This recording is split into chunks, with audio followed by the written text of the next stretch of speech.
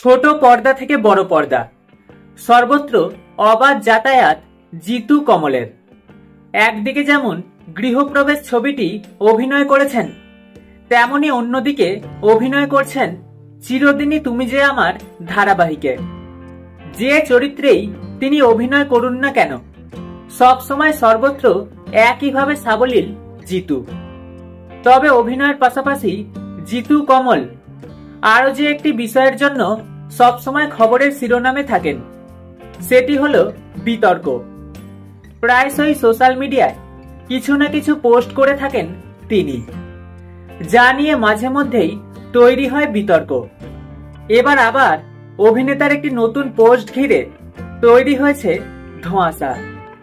23শে August সমাজ মাধ্যমের পাতায় একটি পোস্ট করে জিতু কমল লেখেন, কিছুদিন যাবৎ আমি লক্ষ্য করছি সোশ্যাল মিডিয়াতে এবং সাক্ষাৎকারে বহু সংখ্যক মানুষ আমাকে দ্য অডিয়েন্স স্টার বলে সম্বোধন করছে।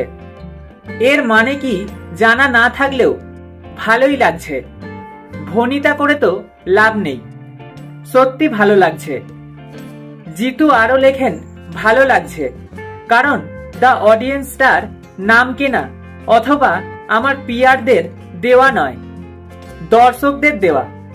তারা যদি আমায় 3-4টে অক্ষরের গালিও দেয়, সেটাও আমি মাথায় করে রাখবো।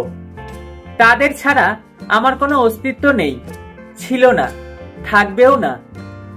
এত অবধি তো ঠিক ছিল, তবে সর্বশেষে জিতু যা লিখেছেন সেটা নিয়ে তৈরি হয়েছে বিতর্ক। অভিনেতা লেখেন, জানি গাত্রদাহে কিছু মহামানব আবারও প্যাঁচে ফেলার ফাঁদ বুনছে, বুনুন। আমি এবং আমরা তৈরি, ময়দান ছাড়ছি না বন্ধু। ধন্যবাদ আমার দর্শক। জয় মহাকাল। কাকে উদ্দেশ্য করে শেষের কটা লাইন লিখলেন জিতু? আবার কার সঙ্গে সমস্যা তৈরি হতে চলেছে? নাম না করে কাকে এই কথাগুলি বললেন তিনি? তবে কি আবার দিতিপ্রিয়ার সঙ্গে সমস্যা তৈরি হলো, নাকি এবারের প্রতিপক্ষ অন্য কেউ? নাম কেনা বলতে কি বোঝাতে চেয়েছেন তিনি?